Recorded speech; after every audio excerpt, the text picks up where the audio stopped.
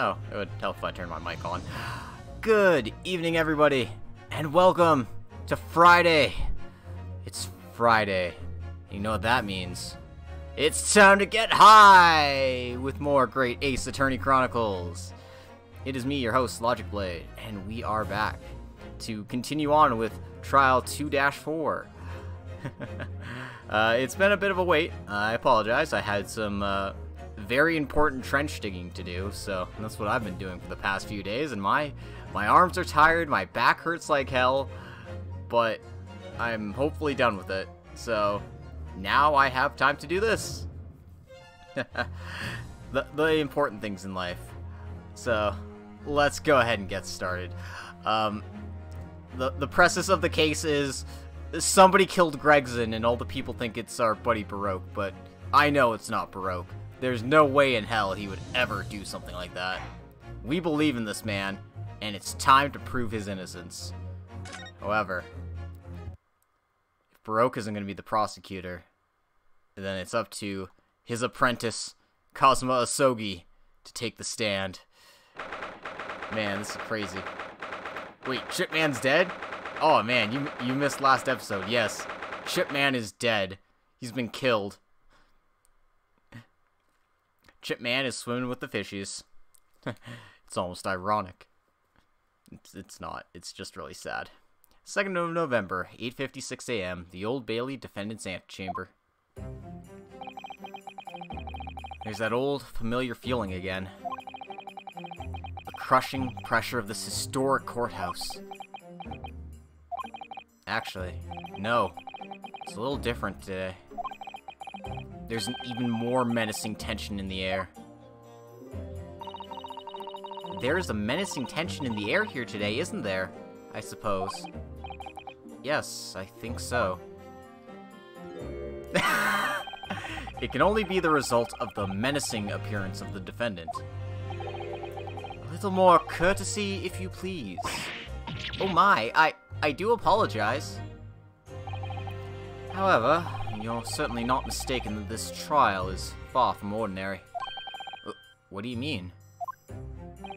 I'm not privy to the details. However, I understand that no jury has been selected.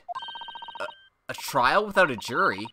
Well, that's just like the trial of the professor 10 years ago. A closed court. Good morning, my dear fellows.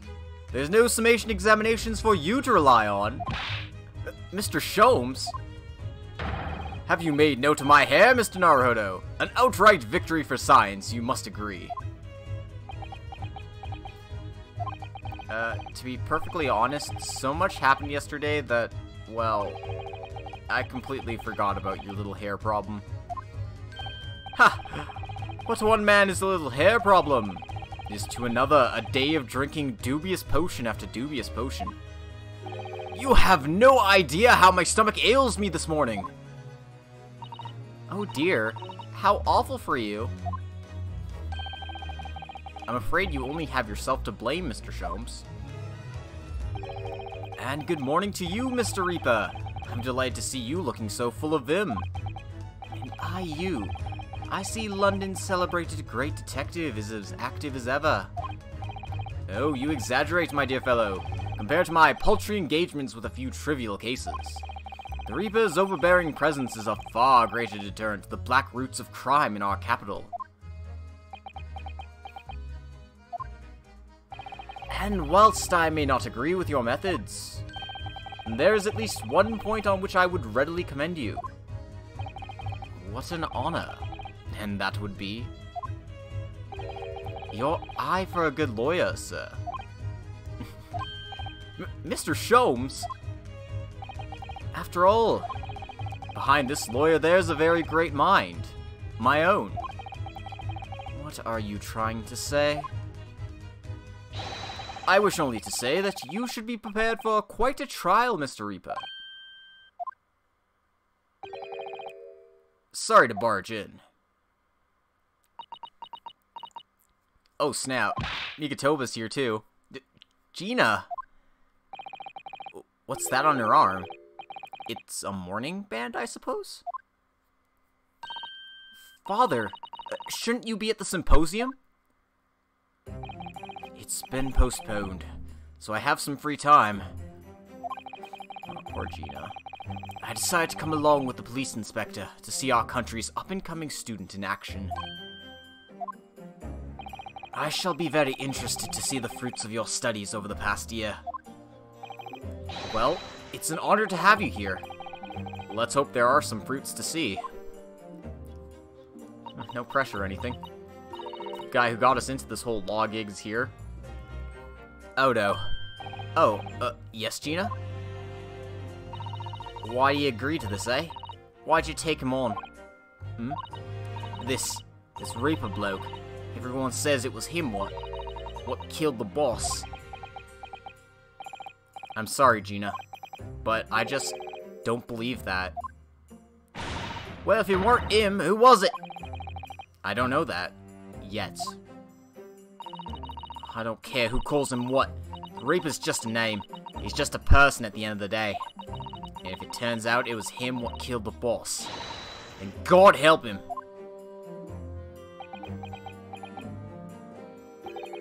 Fiery eyes, indeed. Yes, and the culprit deserves every ounce of your loathing. Eh?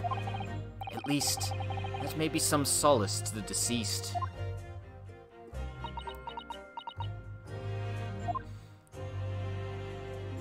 Oh, she's shaking. Game, why did you do this to me? Please, Odo. Get whoever did this. For the boss. Oh, Gina. I ain't feeling this useless. There's nothing I can do. So you gotta find who done this and make the wretch pay. Counsel for the defense and the defendant. Court will begin in session shortly. Make your way to the courtroom at once, please. Alright then. Here we go. It's time, Mr. Naruhodo. Lord Van Zeeks.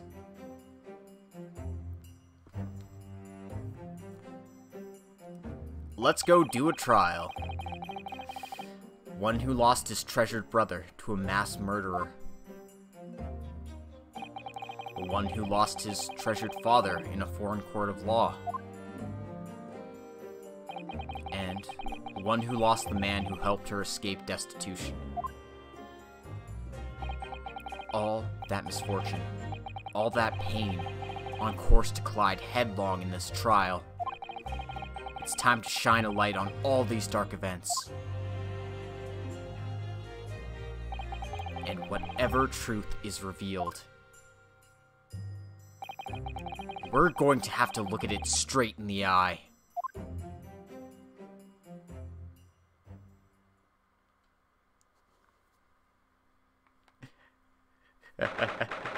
I didn't realize we were playing Trails into Reverie.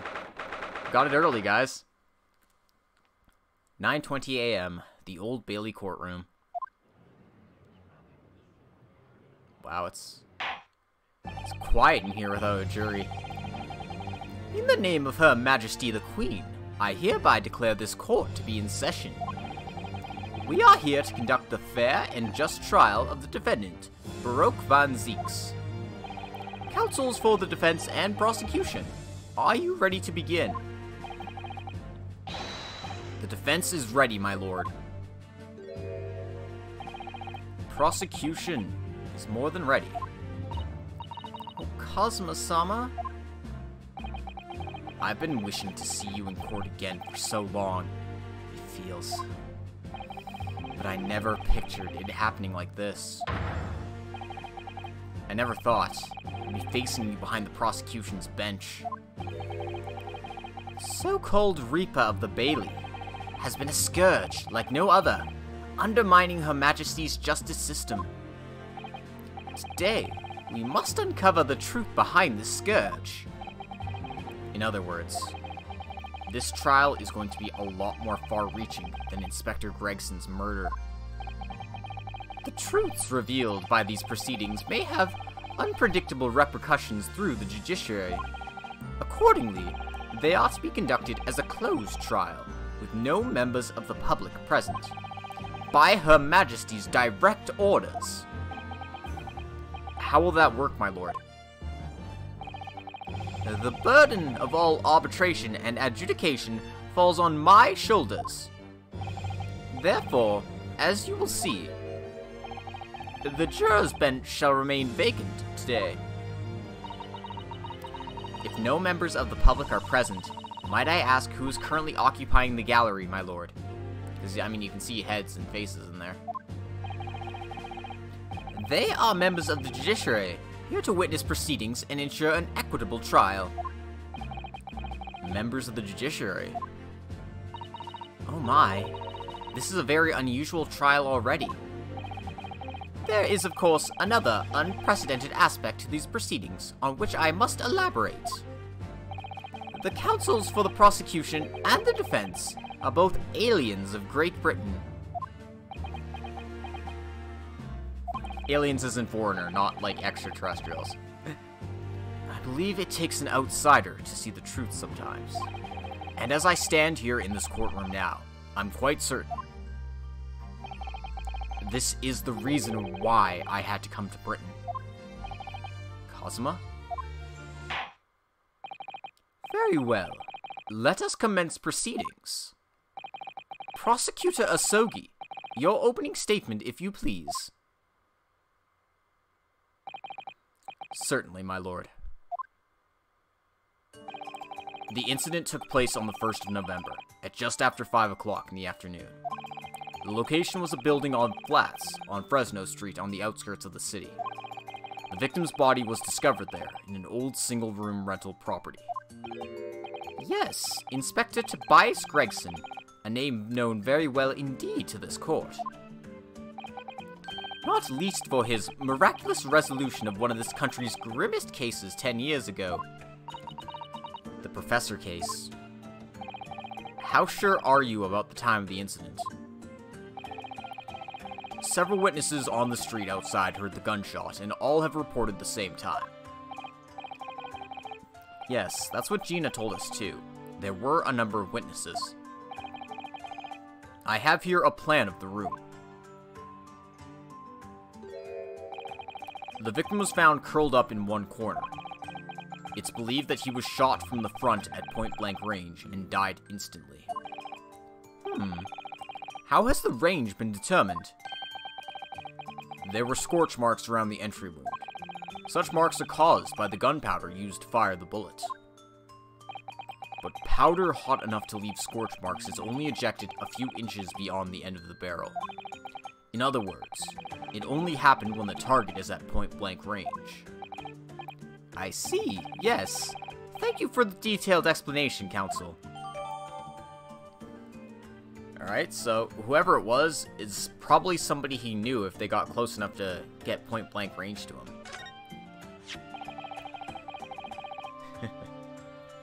The murder weapon was found lying beside the victim. And have you managed to ascertain the owner of this firearm? No, my lord. Not conclusively. Bravo, Kazuma-sama, for not trying to use the gun as evidence when its provenance can't be proven. Furthermore, my lord, as I've explained, the revolver was fired at extremely close range. The bullet passed through the victim and struck the wall behind him. There's a candelabrum mounted on that wall, and the tip of one of the candles in it was found to have been blown off by the projectile. We noticed that too, didn't we? Yeah, it's almost like he's been training under a prosecutor and, you know, spent all this time practicing as a defense attorney. Yes, that's right. Thank you for the thorough report, Counsel. The setting of the crime is clear to me. You will submit the plan of the crime scene as evidence, please. As you wish, my lord.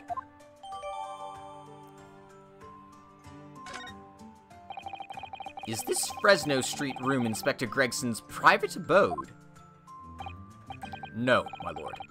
This room is rented to a Mr. Hugh Boone. But there's precious little furniture inside and is in generally a poor state of repair. So, what on earth was Gregson even doing there? Presumably, he was investigating some case or other. When a policeman was informed of the gunshot from the witnesses and rushed to the scene, he found only the deceased inspector and the accused standing alongside, holding the revolver. The attending officer arrested the accused on the spot. So, the details of the case are clear. In that case, the prosecution would like to call its first witness. A name, please, counsel. Naturally. The accused himself. Lord Van Zeeks? As a prosecutor, he believes in the oath of office he's taken, and will be compelled to tell the truth. Very well. Let the defendant take the witness stand. Well, he really knows what he's doing. He's going right at the defendant first. So, witness, state your name and occupation for the court. Baroque Van Zeeks, Old Bailey prosecutor. I presume, Lord Van Zeeks, that you heard Prosecutor Asogi's opening preces. I did. It's alleged that you were found at the scene of the crime, and that you were arrested by the arriving police officer. Can you confirm this? Yes, my lord. Then I'm sure the court would like to hear you explain some things away. Namely, why you were there in the room on Fresno Street at the time in question. And what exactly took place. I intend to explain away nothing. I will simply tell the truth. I must say, Lord Van Zeeks, I never imagined this day would come. Or rather, I didn't want to imagine it would come. But since you became known as the Reaper, a part of me has been dreading it.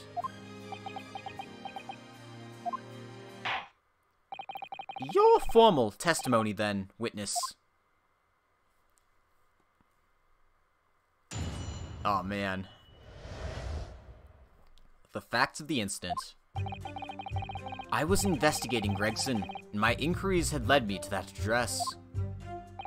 When I first entered the room that day, it was dark inside, and I saw no one. A moment later, I heard the gunshot. I spun around and saw the revolver on the floor. Just as I picked the firearm up to examine it, the door flew open and I heard a man scream. It was only then that the body of Inspector Gregson appeared before me.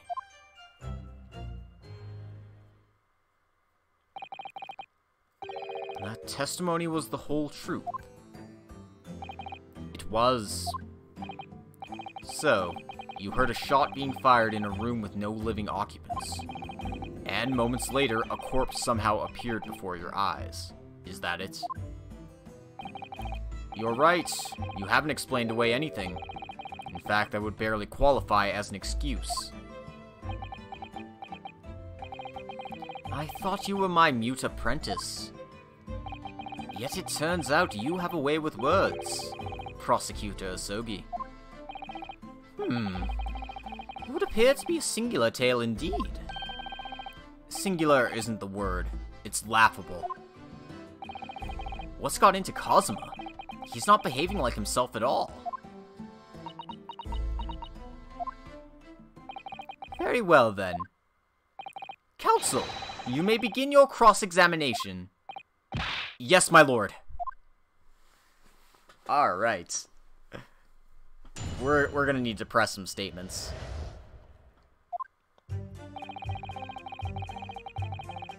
Hold it! Like, why was he investigating Gregson? You were investigating the inspector? What on earth for? I'm not at liberty to say... sorry? I'd identified a distinct possibility that Gregson was involved in a case I was investigating.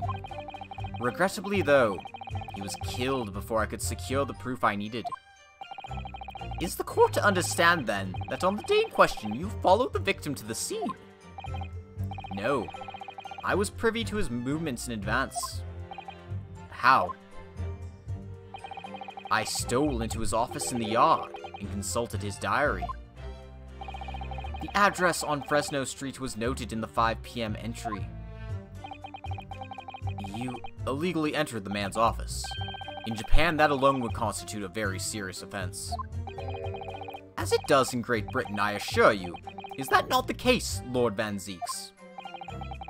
I was aware of the possible consequences. So, in summary, you were investigating the victim, and yet, you refused to tell the court why. I didn't realize British prosecutors enjoyed such freedom to choose what to divulge under oath. Ugh, why did I ever think I could defend this man?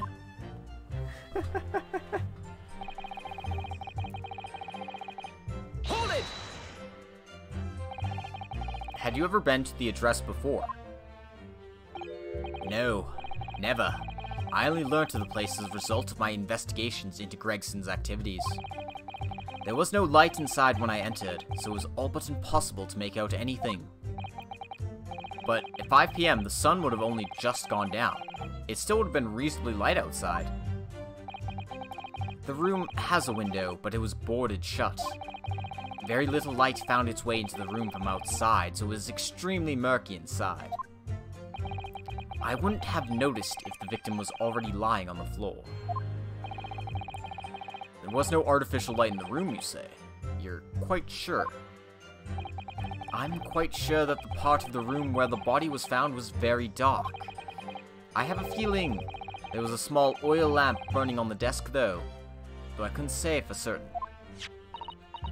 Look, Mr. Naruhodo. Also, look at the candelabra the victim's under. Can we prove that it was alight at the time? There's a small desk in the room just here.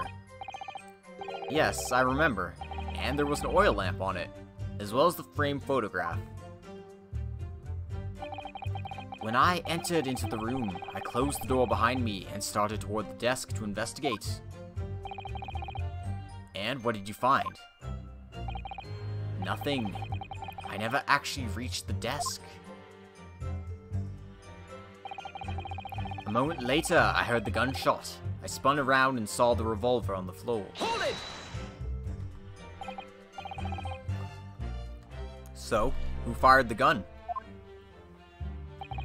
I have no idea. I didn't see anybody else in the room. But you say it was very dark in there. Yes, that's right. All I can tell you is, I didn't sense another presence. Then could it be that the gunshot actually originated from somewhere outside the room? No, that's out of the question. Oh. Without doubt, the sound emanated from inside the room.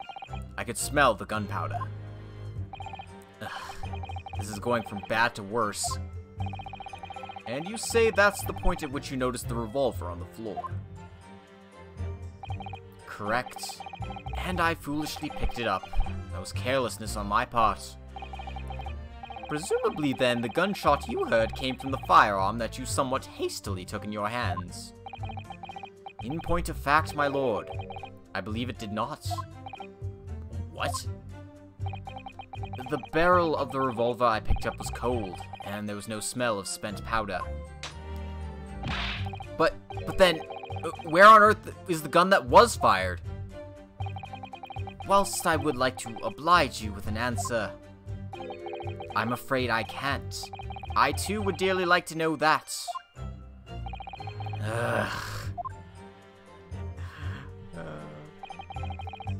Just as I picked up the firearm to examine it. Hold it! Why am I doing that? Come on. A man, you say? One of the witnesses, I presume. That's right. One of the street merchants working on Fresno Street. Who are these merchants? A number of them had set up their stalls directly beneath the boarded window of the crime scene.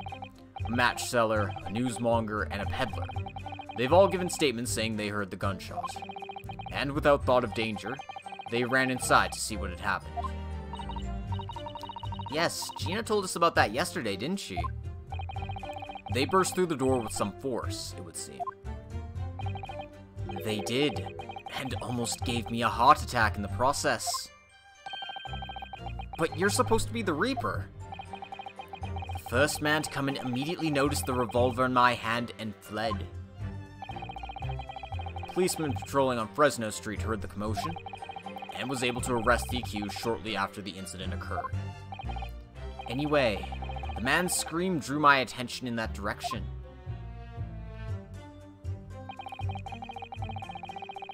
Hold it! What do you mean by that?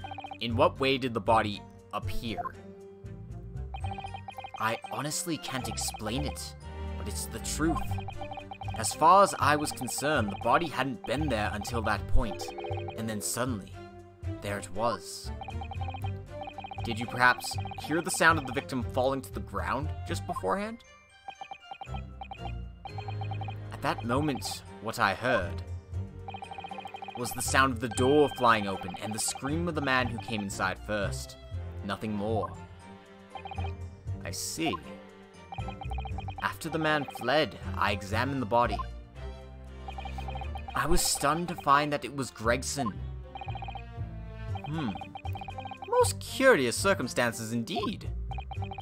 How the inspector was killed, or how his body seemed to appear out of nowhere, I have no idea. Objection! Surely the court has heard enough. My lord, the cross-examination has clearly revealed that the accused, Baroque von Zieks, is lying on multiple fronts. What? What is that supposed to mean? Good gracious, counsel! Oh shit. Dude's got his own theme full of pomp. The defendant is lying, you say? In his testimony just now, he claims that he failed to notice the victim's body because the room was dark. That's correct. No, that's impossible. As proven by this candelabrum. How does that prove anything? Oh shit, it's got his leitmotif in there too. Oh! Sorry, I'm just vibing to this theme. If you examine the tip of the long candle, you can see it's been blown off by a powerful impact. Revival of the prosecutor, holy shit, I love it. One would assume that the projectile from the firearm passed through the victim and struck the candle. Problem comes when you consider the other two candles, which are clearly of a different length. Yes, I can see that only the candle that appears to have been struck by the bullet is long. We could reasonably expect someone to have lit all three candles together, which begs the question of why only one has ended up longer than the others. That must be because that particular candle was extinguished when the others were still burning. That's right. When the candle was hit by the bullet, it obviously went out. But the other two candles would still have been burning. So the fact is,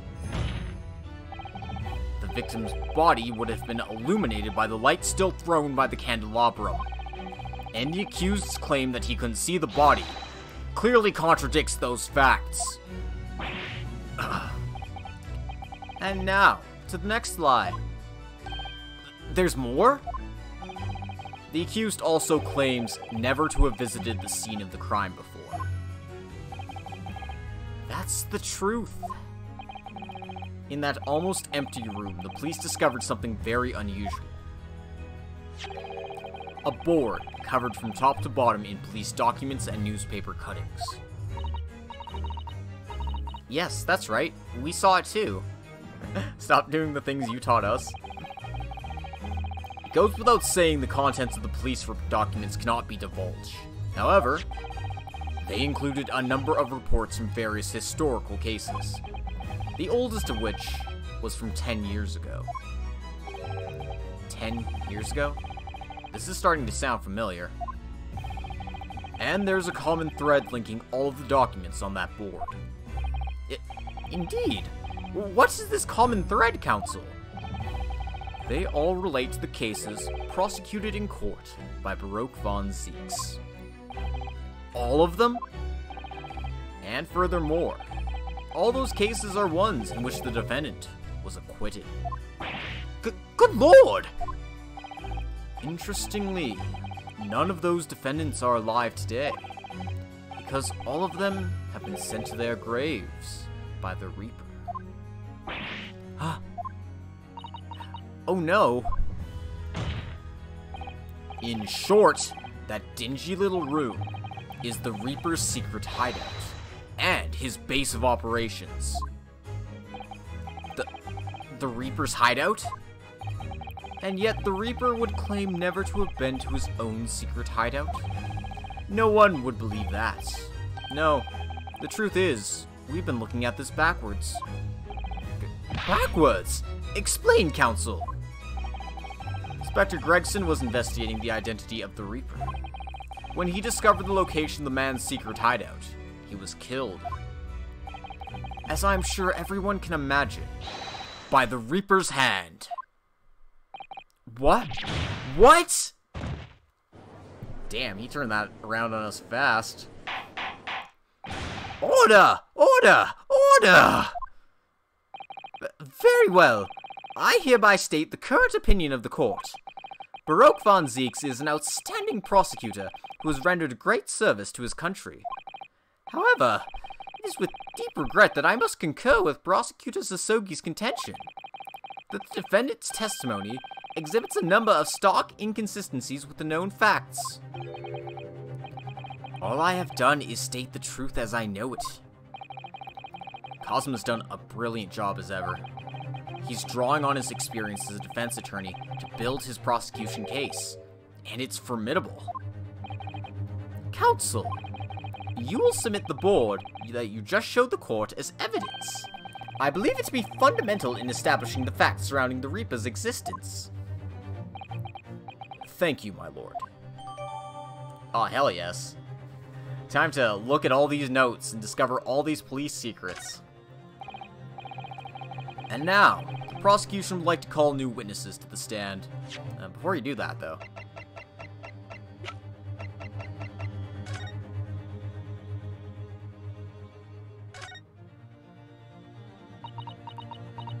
Check the back. Oh, what's this? Mr. Naruhodo, look! Oh yes, it's a smudge of some kind. In fact, it looks just like a handprint. And the color, that's blood, isn't it? Oh dear, how disturbing.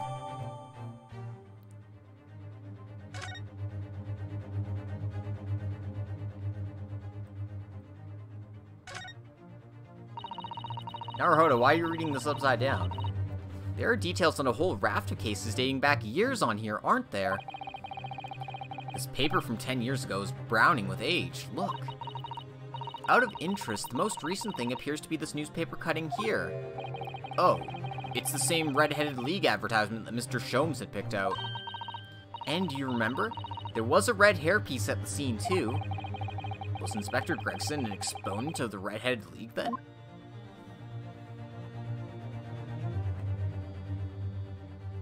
Alright.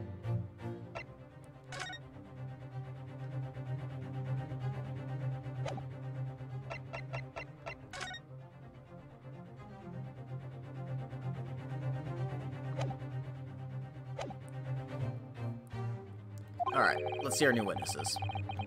Witnesses who saw events unfold on the day in question. They were mentioned in the previous testimony too, if you remember. Yes, the street sellers who heard the gunshot and went running into the room. Very well, lead the witnesses in. The defendant may step down from the witness stand. Certainly, my lord.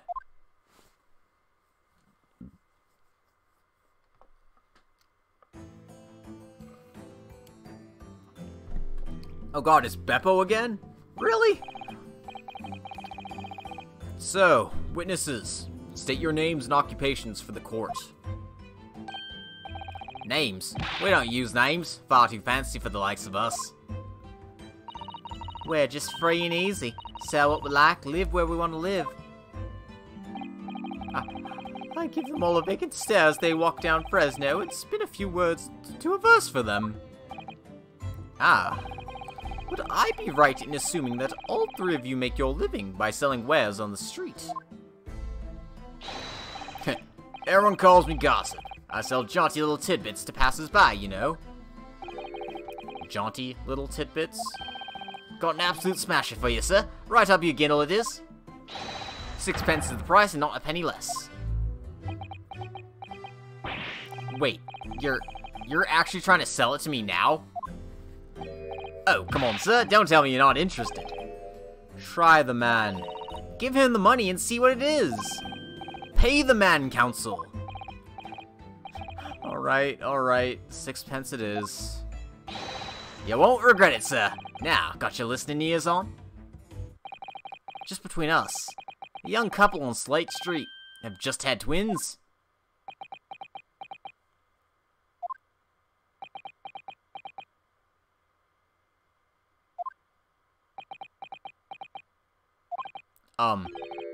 Is that it?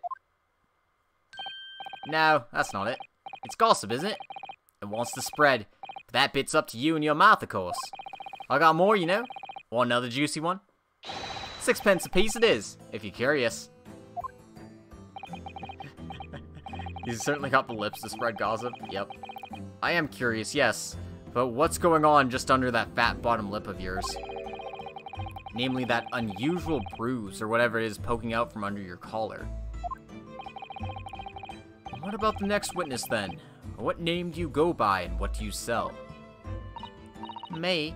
I'm Venus. That's what everyone calls me. Funny, innit? I sell these lovely little fireworks to all the local school kids. 6 pence a pop. What do you say?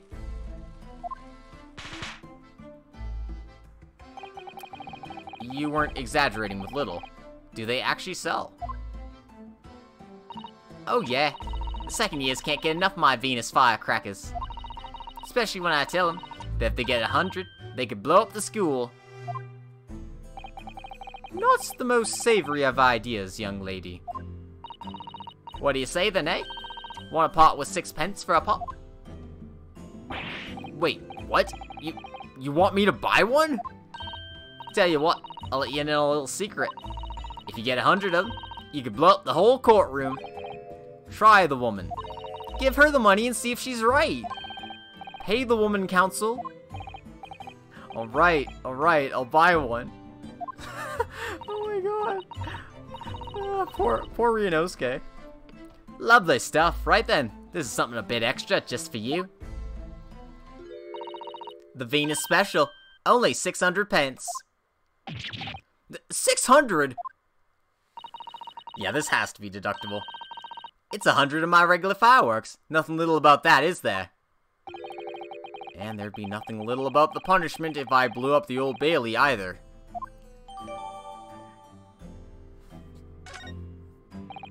And the last witness. What name do you go by and what do you sell?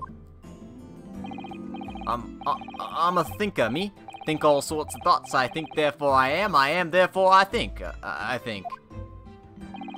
Because I stand here on the street, watching the world go on about me, they call me the Observator.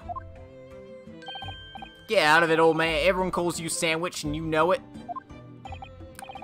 So, you don't actually sell anything. A problem shared is a problem halved, as they say. I give advice, I do. And I think what it means. I don't actually sell anything, no. Come to think of it. Pity. No more purchases today, please.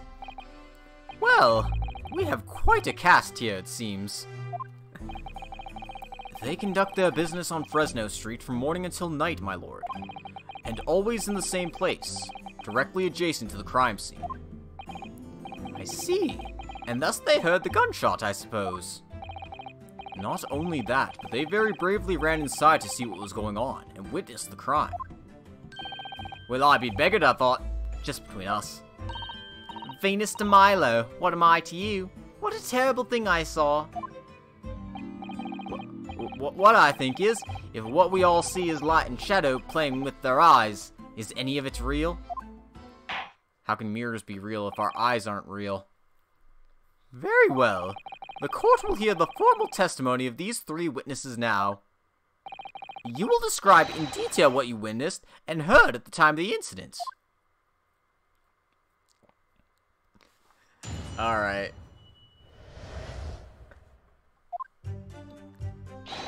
We saw the whole thing from start to finish, we did. Everything from the moment they went in the building. It was less than a minute after the Reaper had gone inside that we all heard a big bang. Seems to me that quick to talk is quick to walk. Gossip couldn't wait to go and see what had happened. I ran into the room and there he was, the Reaper, gun in hand, standing over the dead body.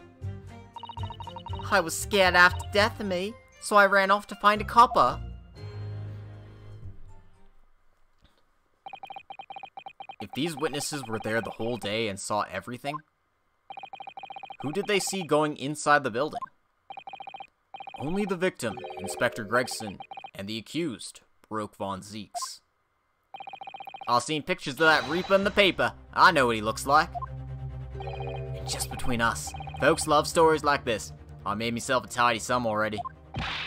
But wait, the room was just one of several flats in the building. Someone from another flat could have done it. All those flats on Fresno Street are unoccupied. Of course they are. They're small, damp, dirty, and expensive to boot. The room in which the inspector was found is the only property in the building that's currently leased. And we know the leaseholder's name, don't we? It's Hugh Boone. The testimony the court has just heard would appear to leave little room for doubt. It's becoming increasingly difficult to see how anyone other than the defendant himself could have committed the crime.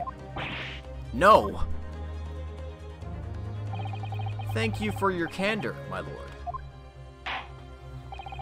Counsel for the defense, you may proceed to cross-examine the witnesses. Yes, my lord. In a closed court like this, without a jury, the judge is the only person whose opinion matters. I have to break down this testimony. Somehow.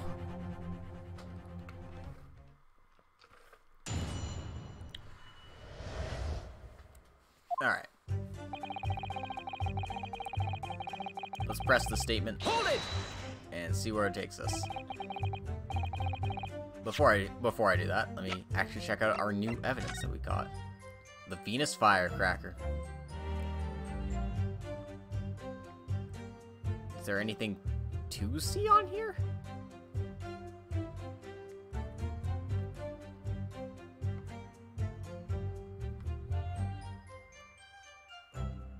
Oh, that's really tiny. I was like, there's the fuse. Have you had an idea, Mr. Naruhodo? You're staring at the end of the string of fireworks. Sorry, it's just that it's the Venus special. I was wondering what 600 pence worth of fireworks would sound like.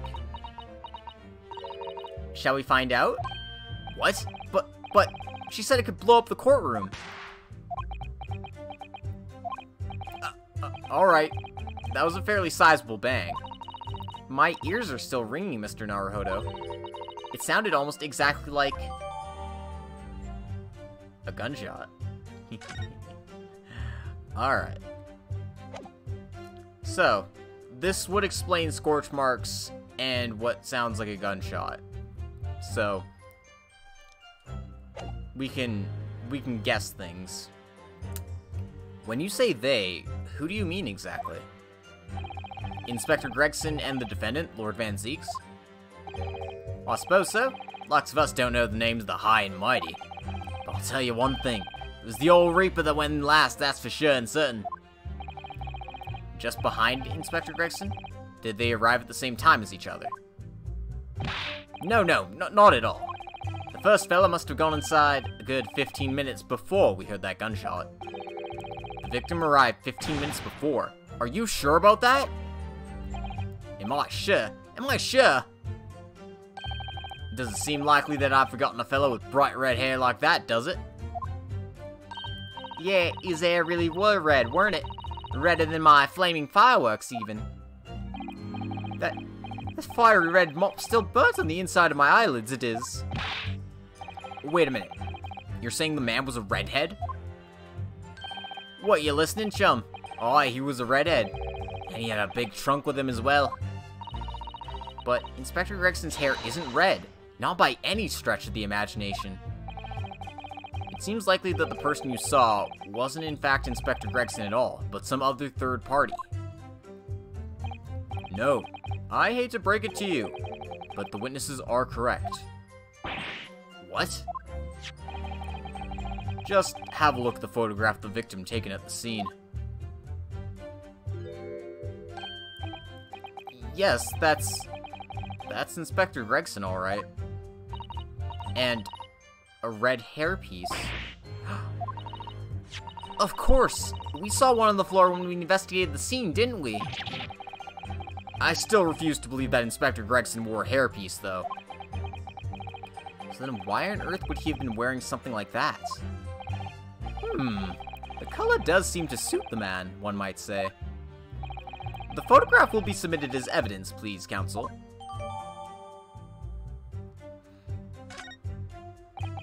And what became of the trunk that the red-headed victim was supposedly carrying? I was informed no trunk was found at the scene. So it just disappeared? What, you expect us to be watching the building every second, do you? We definitely saw him in the dock going in, though. No question about that. It was less than a minute after the Reaper had gone inside that we all heard a big bang. By which, presumably, you mean the gunshot. I sell these little things, don't I? How would I know what a gunshot sounds like? Well, I've always thought it probably sounds a bit like this, doesn't it? And you say that you heard the noise almost as soon as you saw the defendant here enter the building? That's right. It was almost straight away. Bang, it went. Just like that. Well, he's the Reaper, ain't he? Is what the French call a fait accompli. When the Reaper's around, people are going into the ground. I mean, that's what he does, isn't it? I think we get the message. The Reaper couldn't allow the Inspector to live after he discovered his secret hideout. There can be no clearer motive for the crime. Yes. It's certainly an eminently credible motive. Great. And at that point, you ran inside. Is that correct? Seems to me that quick to talk is quick to walk. Hold it! So, when Gossip ran to see what had happened, did you go too? Well, me, I'm a bit hampered. See all the signs of that I can't move very well. You were away behind, presumably, with that sandwich board around your neck and that big sign in your hand. What a great burden you bear. Pardon me for asking, Mr. Sandwich, but is it possible you and I have met before? Not anybody, me. The signs are what make me who I am now. I sign, therefore I am. So, you weren't employed as an omnibus driver just under a year ago, then? Man, look at this guy shake. I might be mistaken, but I believe his trembling has intensified, Mr. Naruhodo. Yes, I agree. He's clearly been through a lot. 10 down King Henry Street and the Black Widower's Arms is just there. Oh dear, you've made him hide behind his sign.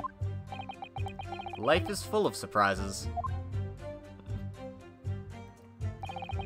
I ran to the room and there he was, the Reaper, gun in hand, standing over the dead body. So then, you were the first person to arrive on the scene, is that right? That I was. Kicked the door open like a professional, I did, and yelled out, "What's going on off here?" Lord Van Zeeks claims all he heard was a man scream, though. And, was it dark inside the room? No, not dark at all. There were candles burning on the wall. Really? And there was a fella collapsed on the floor. Just between us, it's the first thing I noticed when I got inside. Oh, I I see. Even though Lord Van Zeeks claims not to have seen any such lights on the wall? Next thing I noticed was someone standing right beside the body. The accused, Baroque Von Zeeks. That's right, the pale-faced Reaper himself. I was a little shocked, I won't deny it, but I'm no lily-livered coward. I stood my ground and gave that Reaper a cold hard stare myself. Excuse me. Do you have something to add, Mr. Sandwich? Mr. Sandwich. There's really nothing to me. Empty in the head I am, just 2 slices with no middle.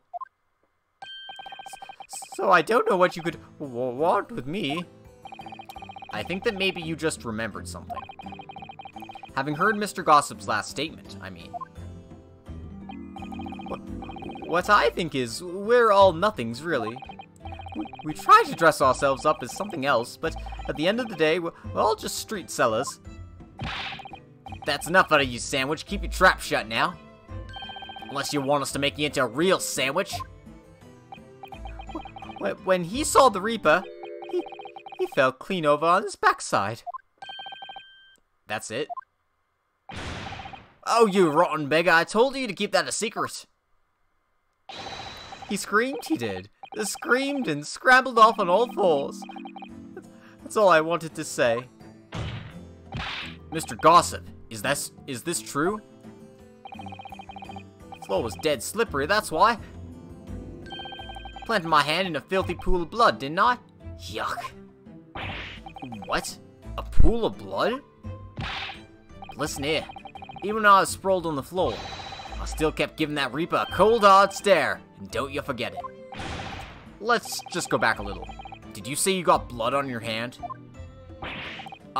I did. It happens to the best of us at times, doesn't it? So I was scared, so I slipped over. We can keep it just between us, can't we? No, Mr. Gossip. I'm gonna have to ask you to add that information to your formal testimony. Oh, if I must. The witness will amend his testimony to include the aforementioned details at once.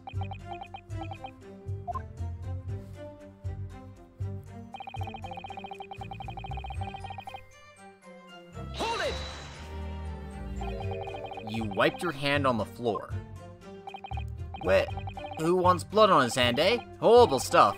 And they might have thought I'd done it. No ta. And you didn't think that might be a problem. Does it really matter if I left a few grubby handprints on the floor? They'll get cleaned up in the end, won't they?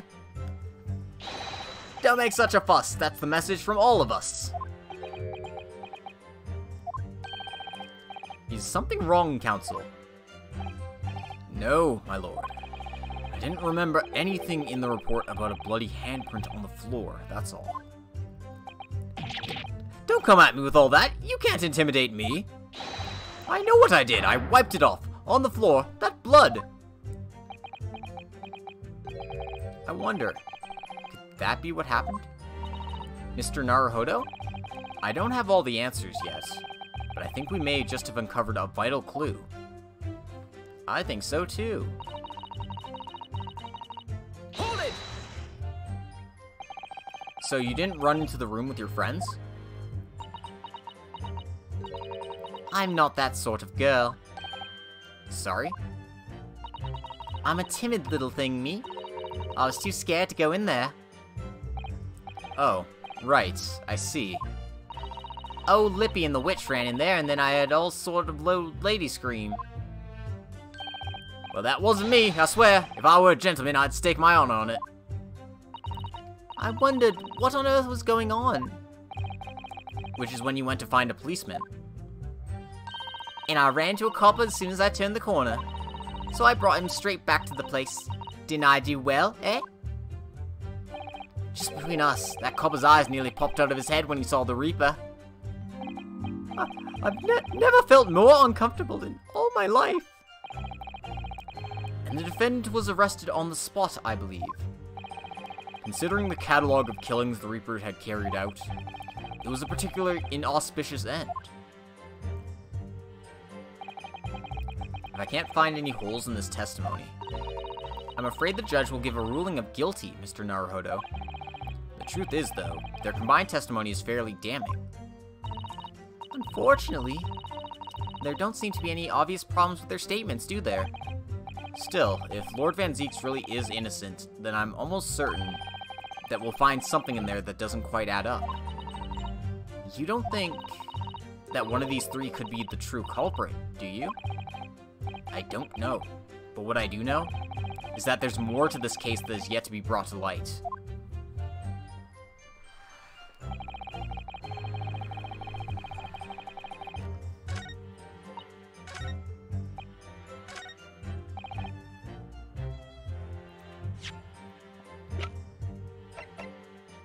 Objection! So you wiped off the blood from your hand on the floor of the room. Are you quite sure about that? What else do you expect me to have done, eh? Does it really matter? Objection! The police found no such handprint on the floor during their investigations. What exactly is the defense asserting?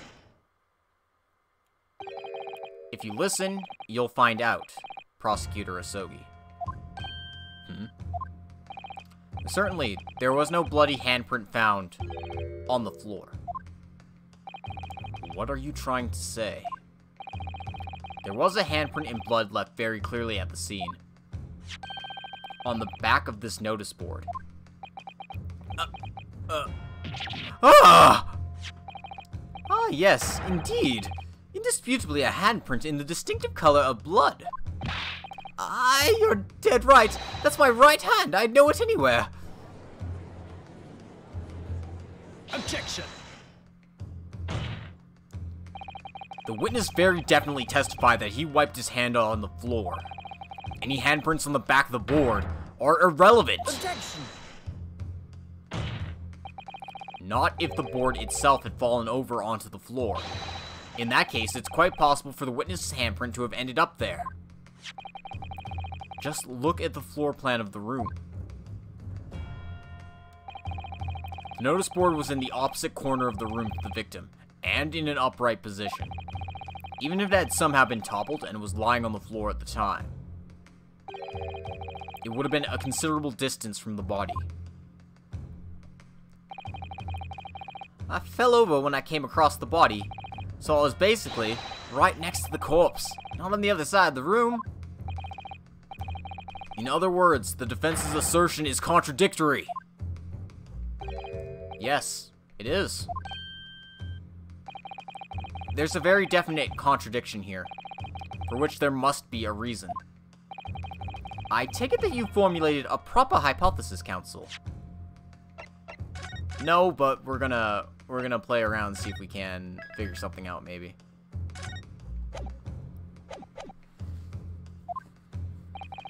Regarding this apparent discrepancy between the witness's account and the handprint found at the scene. I have, my lord. The discrepancy between the witness's account and the location of the handprint is explained by...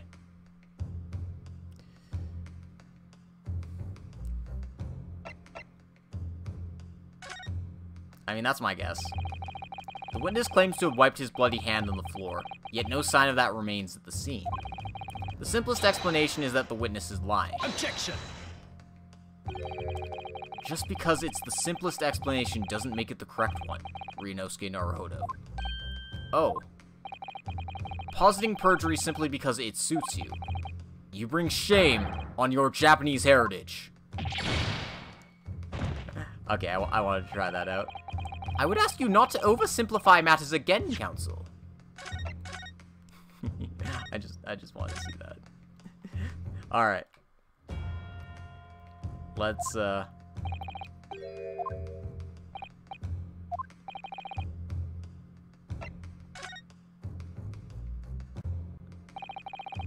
The real contradiction here is the handprint itself, not where it was found. As the court can see, it's upside down. Good gracious, so it is. If the witness had put his hand against the board, the fingers should be pointing upwards. What does that tell us? It tells one simple fact. When this handprint was made, The board must have been lying on the floor as I previously suggested, which means that after the incident, it must have been moved. What? Objection! You're claiming that somebody moved the notice board after the shooting? Then tell the court who. I don't know that yet, but the point is, when you consider all the testimony we've heard so far, we can now be very clear on one point. And that would be the position of the notice board at the time of the incident, my lord. So, counsel, I must ask you to clarify your assertion for the court. At the time of the incident, where do you maintain the notice board was situated? So, there's a reason why Baroque Van Zieks never saw Gregson's body, and that's because the notice board was covering it up.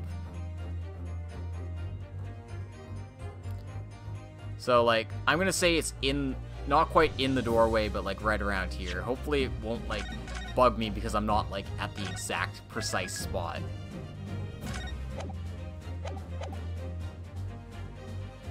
Take that!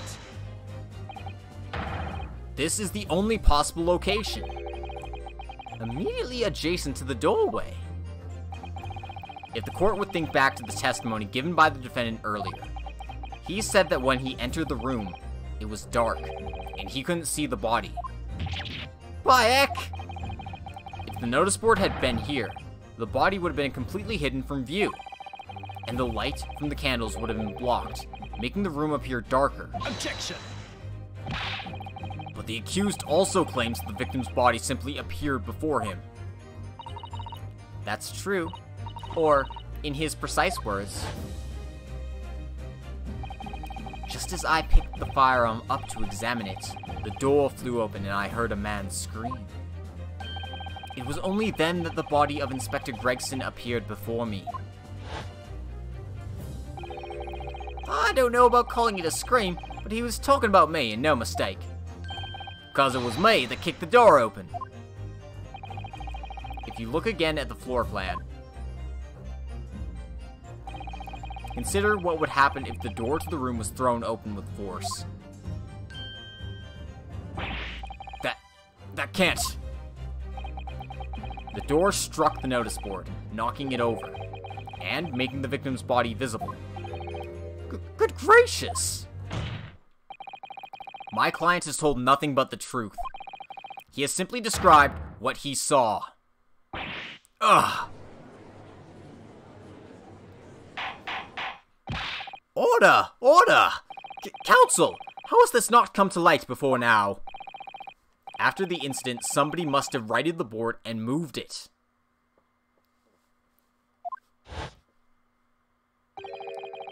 Thank you very much, Sora. Into the position where the police, myself, and my colleagues saw it when investigating the room. Witness! What have you to say for yourself? What? Me, my lord! You and your fellows were there at the scene before anyone else. It goes without saying that you must know something about the position of the notice board. The witnesses in the stand will testify again.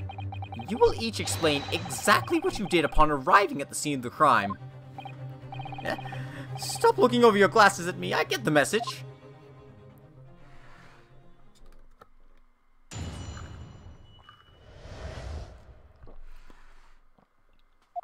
I don't know anything about that there notice board. I just wiped my hand on it, that's all. Well, don't look at me. I haven't got a clue about it. I was doing business with some second years at the time. I don't know anything about anything. I'm just a bystander, me.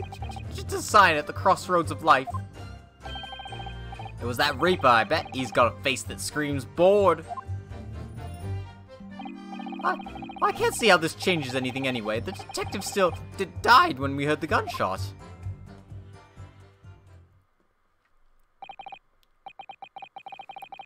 So none of you can elaborate further. Shaken by the crime they witnessed, and with only the light of a few candles and an oil lamp by which to see, we can't expect these witnesses to be able to give a more precise account of what happened. That's right, yeah. You don't pay to expect too much. It's man's endless quest for knowledge that's destroying the world. That's what I think. Do you? Really?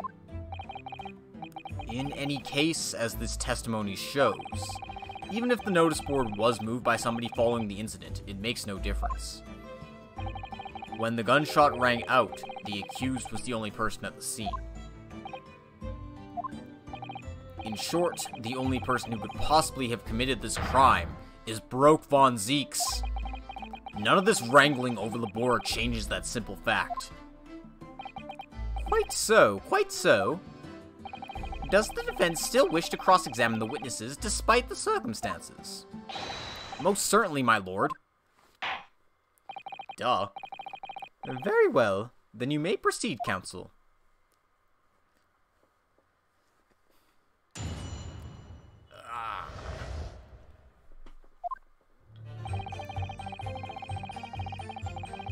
Hold it! So you admit that it was the board you wiped your bloody hand on? Admit it. What's to admit? It's there plain as day for all to see. A smashing print of my right hand. Perhaps you wanted to hide that handprint. So you righted the notice board and pushed into the corner, didn't you? No, no! Imagine the weight of that great lump. Do I look like a powerful and well-nurtured man? Well, did you see anybody else moving the board? I've got nerves of steel, I can tell you, but even I have my limits. There was a body on the floor in front of me, and the Grim Reaper himself standing over it. And there was precious little light inside either. My bottom lip was all a quiver. In other words, this witness is unable to give definite testimony on that point. Yes, so it would seem. Well, don't look at me, I haven't got a clue about it. I was doing business with some second years at the time. Hold it! When you say you were doing business with them, you mean you were selling them fireworks? Yeah, what else? There's the Priory School just around the corner, see? Those cheeky little so-and-sos have got a plan to blow their school to kingdom come. So I've been telling on them, letting their teachers know what they're up to. Oh, you have? Yeah, wouldn't want anyone to get hurt, so let the school know the kids are playing with dodgy toys. Then, praise the Lord, the teachers take all the fireworks off them. And then, praise the Lord again, the kids all come back to me to buy more. Everyone's happy, see? What a racket. Of course. And sometimes the teachers give me a little bonus to thank me for letting them know. It's a busy old life, selling explosives. Venus is a guileful goddess indeed. Well, tearing barefaced lies is kind of my thing, really. I'm ever so good at it. Excuse me! Man, Beppo is coming through in the clutch here. Something wrong, Mr. Sandwich? Also, did she just throw that firework into, like, the witness stand? If I said it was, could we just leave it at that? Would that be the end of it? No. Did Miss Venus's statement just now bring something to mind, perhaps? Philosophical thoughts. Deep philosophical thoughts. Let's just say there was a great liar. And that great liar said, without batting an eye, telling barefaced lies is kind of my thing. I'm ever so good at it. Would those words of hers be a lie too? Or the truth? In which case, she's not a liar. Oh, it's a hellish paradox, that one. Don't you think? I'm not entirely sure, to be honest. But it seems to me you're suggesting Miss Venus has been lying. Are you?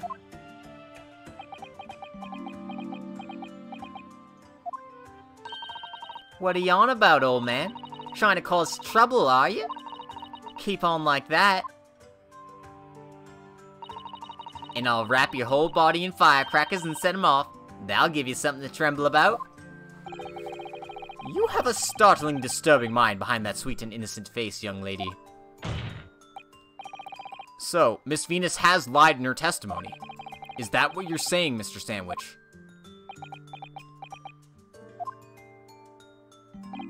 Well, if it means I'll be burning in hellfire for the rest of my days, so be it.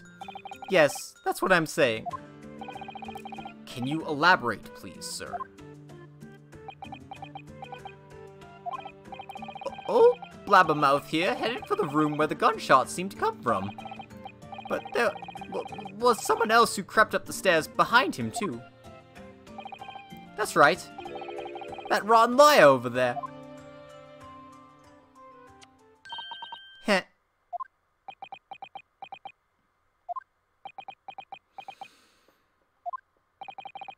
Do you mean to say that you did in fact betake yourself to the scene of the crime after all?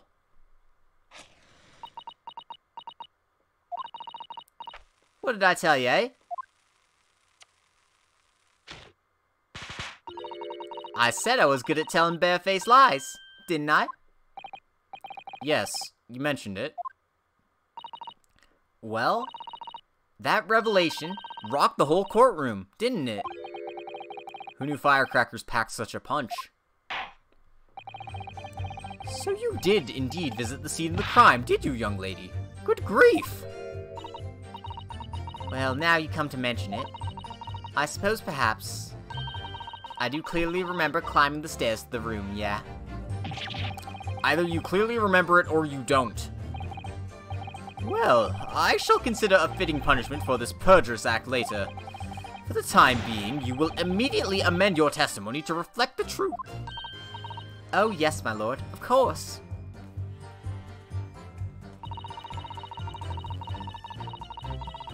Hold it! You make a habit of lying, do you, Miss Venus? Well, I suppose so. I don't really know, to be fair. If you want my advice, though, I take everything I say with a big pinch of salt. Alright, but you did in fact go to the room where the victim was killed on the day in question, didn't you? Oh, please, as if I would. I can't think of anything more terrifying. The truth, please. Well, alright. Just a bit, then. I mean, a girl my age is curious about stuff, you know? Did you touch anything at the scene? Oh, please, as if I would. I mean, there was a dead body on the floor. The truth, please. Well, alright. Just a bit, then. I had looked to see if there's anything I could sell. So I did give the place a once-over, but there was nothing to write home about. Right. Now, I hesitate to ask, but you didn't move the notice board by any chance, did you? Oh, please, as if I would touch anything like that. Just a few bits of loose change is all I add. The truth, please. Well, alright then. I thought there might be something worth having underneath it. So I blasted the flippin' thing. Sorry, I flipped the blasted thing. You're telling us that you did move that board? I think that did slip out, didn't it? What? You daft bomb pot! I don't believe it. The girl doesn't think. So, did you find anything then? Something that you might have taken, perhaps, to sell? Oh, please. I should be so lucky. The truth, now! I might have found this old pocket watch under the notice board, I suppose. But a bit of junk like this can't be worth much, if you ask— Ah! So it was you, was it? You're the one what took it. Gina? Young lady, may I remind you where you are? That watch there was a present to Inspector Gregson from the yard for a big case he solved 10 years ago. The Professor case, no doubt. Boss used to wind it up every evening without fail when he was waiting for his grub to come at the pub. I see. swiped it off him once, and blimey was he upset. It gave me a right earful. Said he hadn't missed a day in the last 10 years, polishing it and winding it. It meant the world to him, that watch did. Possibly not the best thing to go diving for, then. It's not all that, though. Well, I took it to Jabba's that night to ask how much it was worth. The old dealer wouldn't touch it. Wouldn't give me a penny for it. Said it wasn't working. Knocked about and worthless, he called it. Ah, I know I should have lifted it.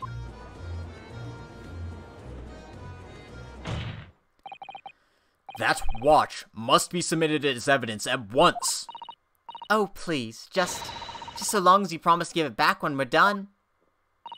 Not a chance I'll swipe it from you to try to get your grubby mitts on it again. That's enough. Hand the watch to the bailiff forthwith. Now, children, watch your manners. Oh my god, this case is ridiculous. Good lord! The glass appears to be broken. More than likely, it shattered when the inspector was shot. It doesn't tick anymore either. Which is why Jabba's didn't want it. What a waste, eh? Yes, indeed. It appears to have stopped at the hour of 5. Exactly when the gunshot was heard then.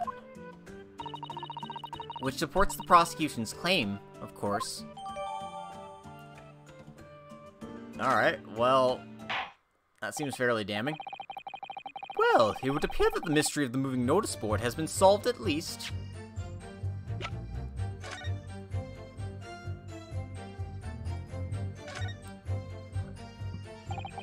There's a tiny little stub sticking out from the small hole here. Look.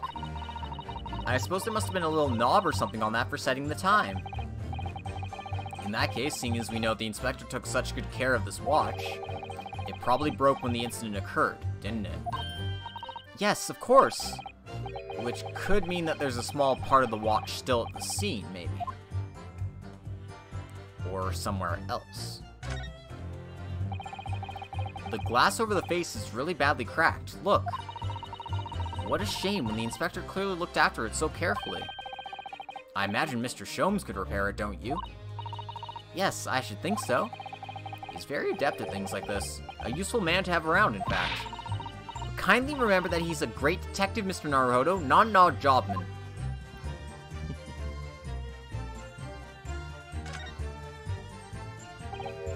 Oh, there's a tiny little keyhole here. Can you see? Oh yes, that's probably for the winder used to wind up the mechanism. It looks a little unusual, don't you think? Yes, you need just the right key to wind it, I imagine. Why do I feel as though I've seen something? Something a bit like a key that's about the right size to fit in this hole. It would be wonderful if we had the key. Let's check carefully over what we've already found.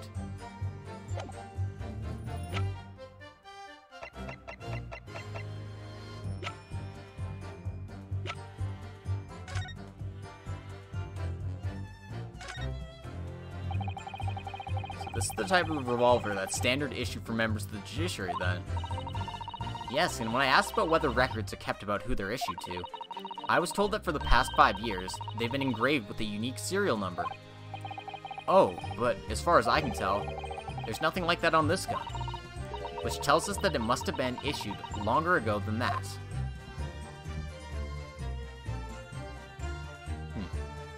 Interesting.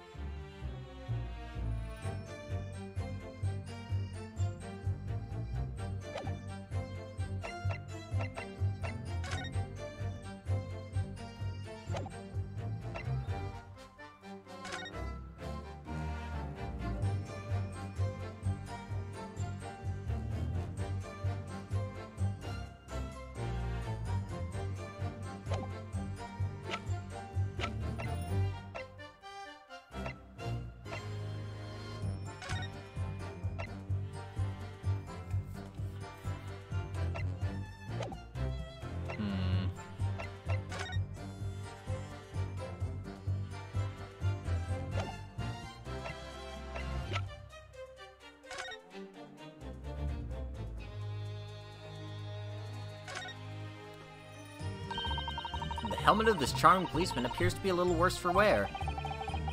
I'm not convinced about the charming part, but yes, you're right.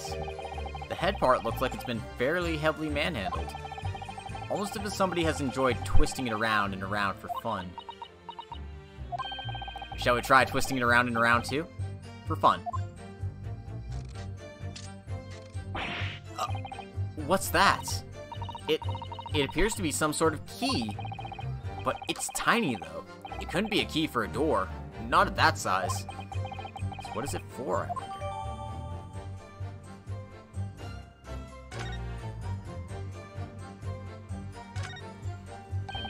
Miss Susato, do you think perhaps this key could be the key for Inspector Gregson's watch? Oh, yes, it could be. Let's try it out at once. There's not a moment to lose.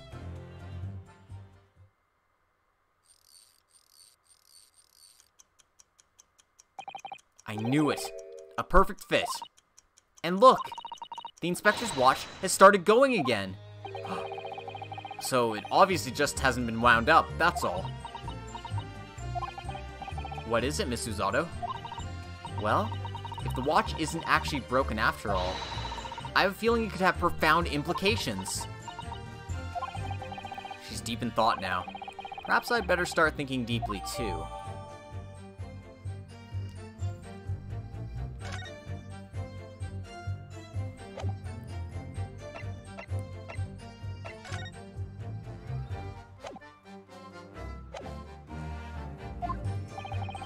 And as predicted, it had very little bearing on the case. Ugh. Now then, continue with your cross-examination, please, counsel. I don't know anything about anything. I'm just a bystander, me. Just a sign at the crossroads of life.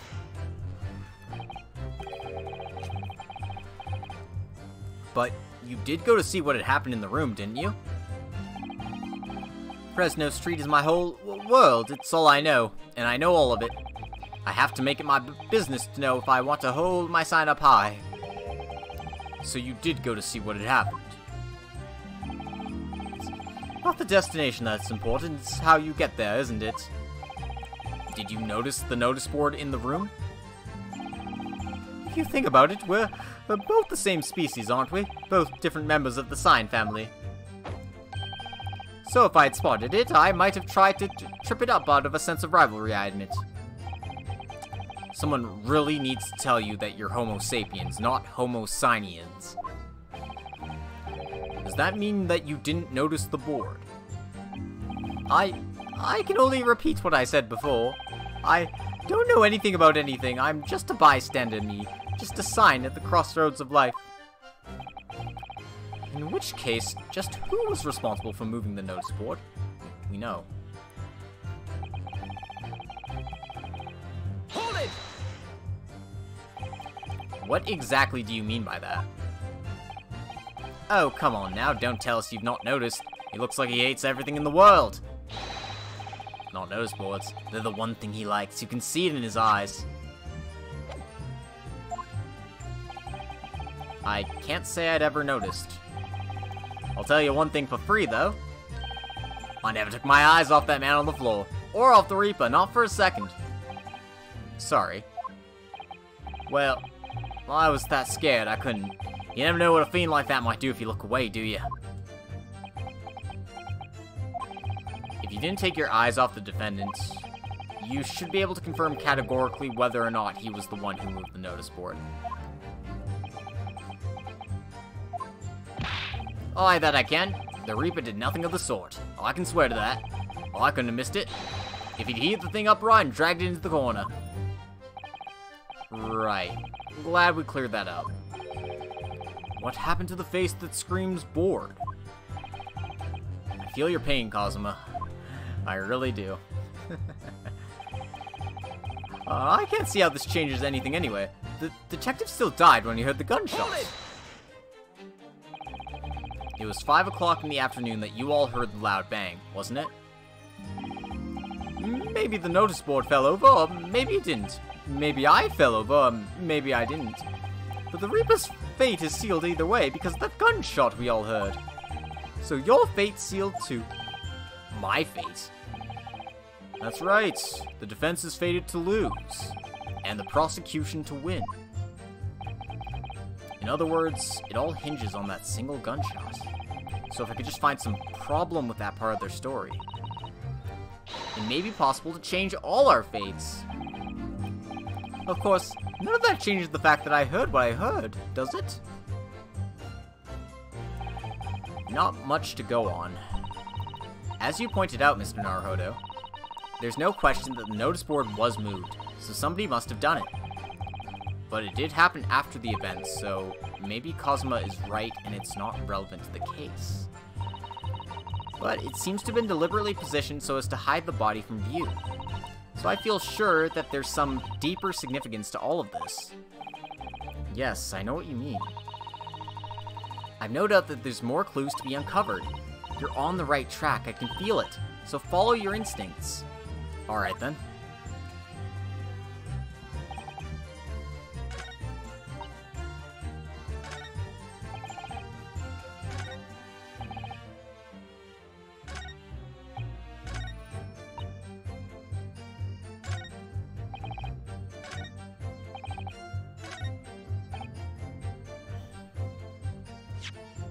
Alright.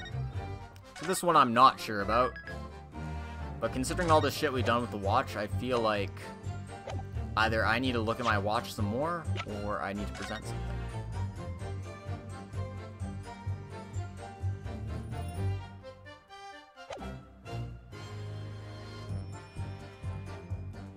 Objection! I'm afraid that's not necessarily the case.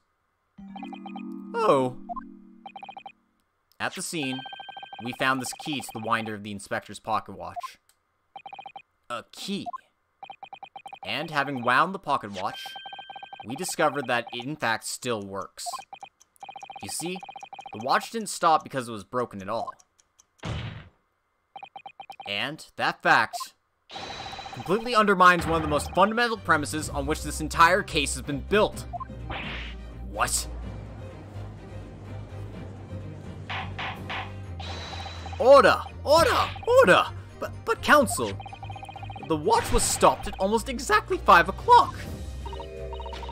Yeah, which is just when we heard that gunshot. It is exactly the hour. The time that was showing on the watch tells us nothing other than when it wound down. It's merely a coincidence that it happened to be at 5 o'clock. Objection! Even if that's true, the 3 witnesses here all heard the gunshot at 5 o'clock. So that's obviously when this crime was committed. Objection! No, that doesn't hold. Why not? Recall what Inspector Lestrade said only moments ago. Boss used to wind it up every evening without fail when he was going for his grub to come at the pub. Said he hadn't missed a day in the last 10 years, polishing it and winding it. It meant the world to him, that watch did. The victim was in the habit of winding his watch once a day, in the evening. We can reasonably assume, therefore, that he wound the timepiece on the evening before he died as well. Yes, that would be entirely reasonable. But if that's the case, you wouldn't expect the watch to have completely wound down by 5 o'clock the following day. Oh, well, how do you explain it then? In summary, the evening before the day of the incident, when the gunshot rang out in that room, the inspector was already unable to wind his watch. You can't mean... What would stop a man winding his watch if he's been in the habit of winding it every single evening for 10 years? The obvious answer is that he was already dead.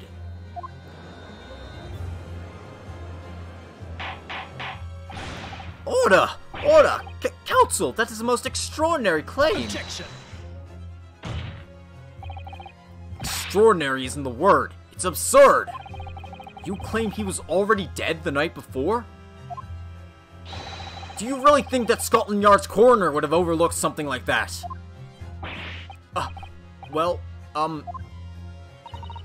On that subject, there is something rather surprising. There's actually an omission in the coroner's report. The time of death is not noted. That's right. Wait a minute. You'll forget my legs went from under me when I kicked the door in. What do you mean? Like I said, I planted my hand in a dirty grey puddle of blood. Yes. So the victim's blood hadn't dried. It was fresh. He catches on fast, doesn't he? Objection! That blood can be explained in any number of ways. It could have been put there afterward. Some fresh blood could have been poured over the victim's body after he... Does my learned friend think that fresh blood is available on every street corner? Well, it needn't necessarily have been human blood, of course. We've been told previously that Scotland Yard has no way to identify blood as human. The problem is currently being researched. At present, you are correct. It is beyond our abilities. So then, a chicken's blood could have been used, for example.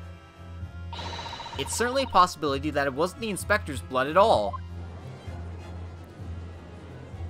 Objection!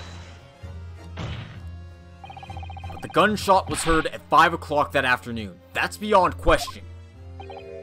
Is it, though? What? Given that the time of death of the victim has already been called into question, it isn't beyond the realm of possibility that what these witnesses heard wasn't a gunshot at all. Oh, please. What are you trying to say?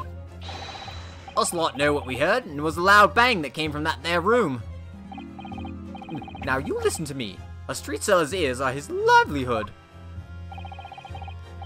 Yeah, so this is how Ouchie felt back then. No kidding. I don't doubt your ears, sir, but all you can state with certainty is that you heard a noise. Eh? Explain yourself then, counsel. A noise that sounds like a gunshot could have been made with... Always say it before presenting evidence, but... Thankfully, we have this entered into our court record for some reason. Take that! Something like this. The culprit could have set off one of these to fake a gunshot. Good gracious! The very fireworks that are sold by the witness. Now hold on a minute. Sorry. Now hold on a minute. Are you saying I did it? My pretty little firecrackers only make a little pop anyway. See? Not 100 of them together. The Venus special that you sell for 600 pennies sounds like this. As the court can now attest, it sounds very much like a gunshot, in fact. Ah! You're trying to suggest that somebody set one of those fireworks off at the scene. I'm suggesting that somebody knew the defendant was in the room at 5 that day, and sought to implicate him by creating a sound like a gunshot for these peddlers on Fresno Street to hear. Objection! Even the accused himself has testified that he saw no one else in the room at that time. Whether it was a gun or a firecracker, the only person to cause that bang was Baroque Von Seeks. One whiff of match, my firecrackers go pop. See? That's why people like them. I fear for your fingers, young lady. Objection! Recently, during my time here in Britain, I've learnt of a very useful invention indeed. Something called, a time bomb. Good heavens! A bomb! Yes, a device that allows you to blow up whatever you like, whenever you like. Mr. Naruhodo, I worry that your unfortunate phrasing there may lead to yet another international incident. No. Wait, it's the whenever you like part that's important. A timed device. Yes, exactly. A timed device. Something of that nature could have been planted at the scene. A device that was able to produce the sound of a gunshot long after the culprit had left. Your extravagant claim will have to be substantiated with evidence, counsel. What proof do you have to suggest in any way that a time device was employed to create the gunshot sound?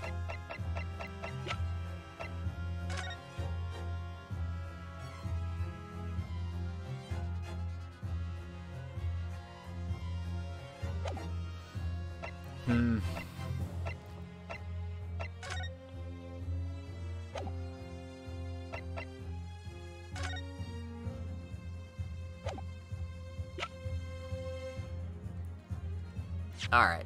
This is another one I'm not super sure about. But my guess would be the candles.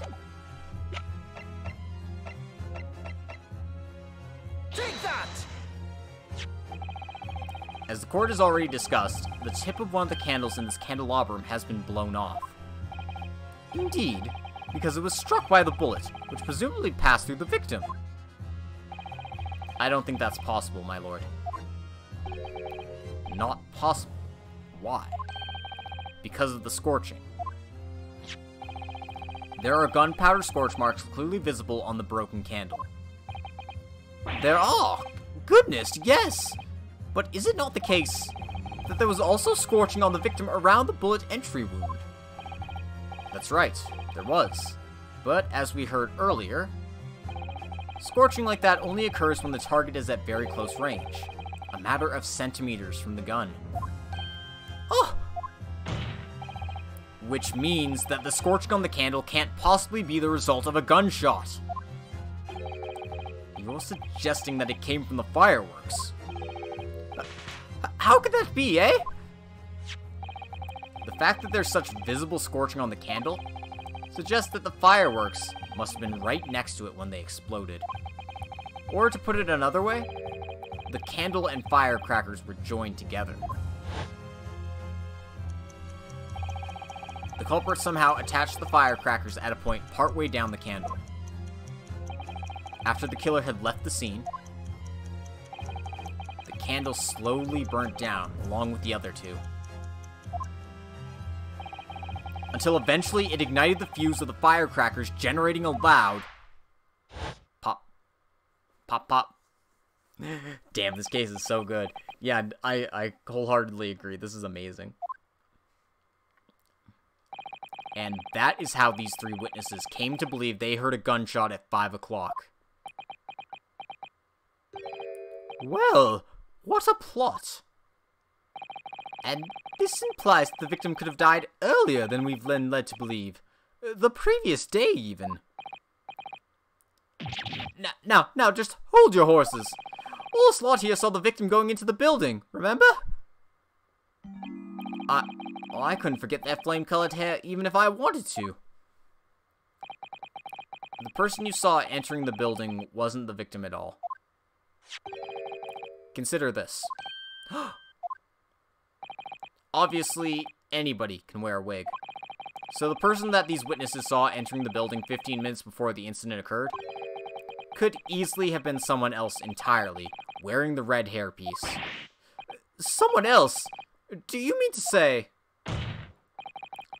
it was the same person who contrived the firecracker trick? In other words, Inspector Gregson's killer.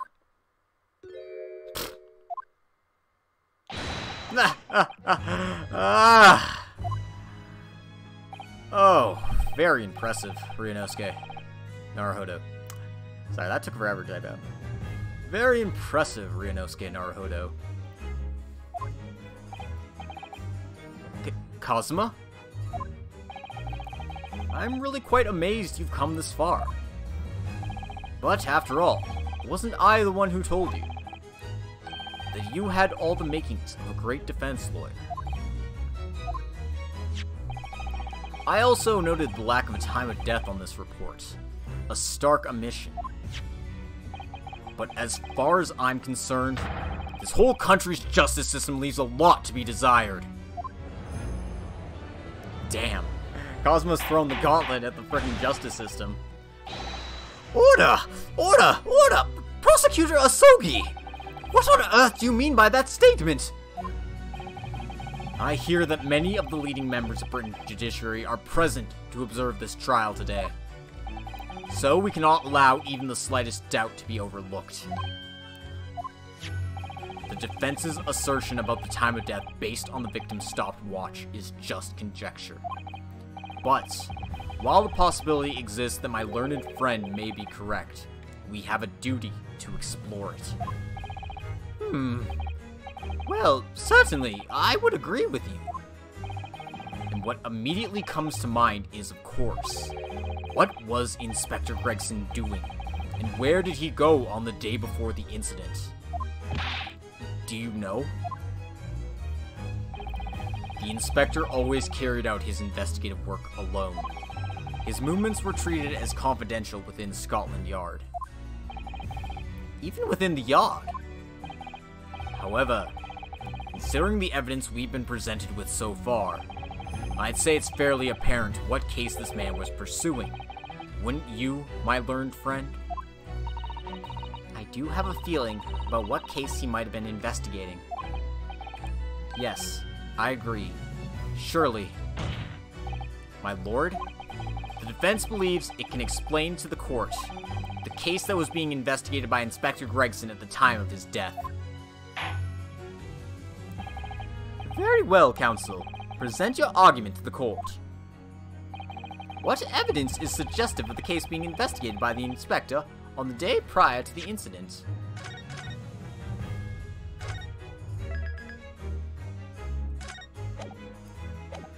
Oh, I was gonna say it's like he's investigating the Reaper case.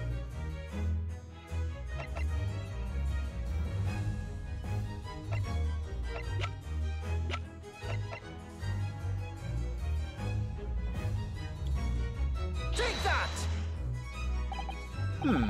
I can't say that I find your answer suggestive of anything in particular. Yeah, that definitely wasn't the right answer when they asked me to present evidence. I was just checking it to make sure.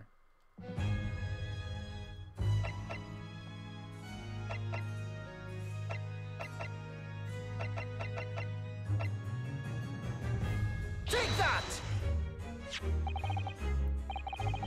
I believe this red hairpiece points to the answer. Good, it lets me present multiple views for this one, because it's like, yeah, it's about the red-headed league then. We might assume it was part of a disguise used to carry out an undercover investigation. Surely not! Such a brightly colored hairpiece would only serve to make the inspector more noticeable. Yes, that's quite true. It would definitely have made him stand out in a crowd. Except that is, in a crowd of gentlemen from the Red-Headed League. The Red-Headed League? So, you'd already worked it out. What on earth is this all about? Is there such an extraordinary league of gentlemen? Sorry. The Red-Headed League is currently under investigation for a grand deception. A deception of what nature, Counsel? They've been targeting red-headed men across all of London and tricking them out of small sums of money. 2 men were arrested for the misdemeanor only yesterday, in fact. My lord, the defense calls for those 2 men to be summoned at once. 2 redheads!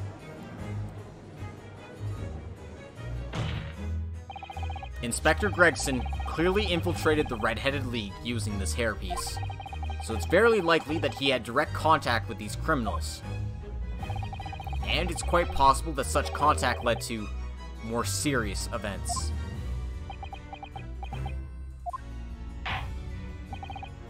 I concur that we cannot in good conscience leave this new avenue unexplored. Well done, Mr. Naruhodo. Well, it's another possible line of inquiry for us at least. The prosecution will make immediate arrangements for the charged men to appear. Bring these 2 Red-Headed League conspirators before me, Prosecutor Asogi. At once, my lord. Very good. We will have a 30-minute recess. Court is adjourned.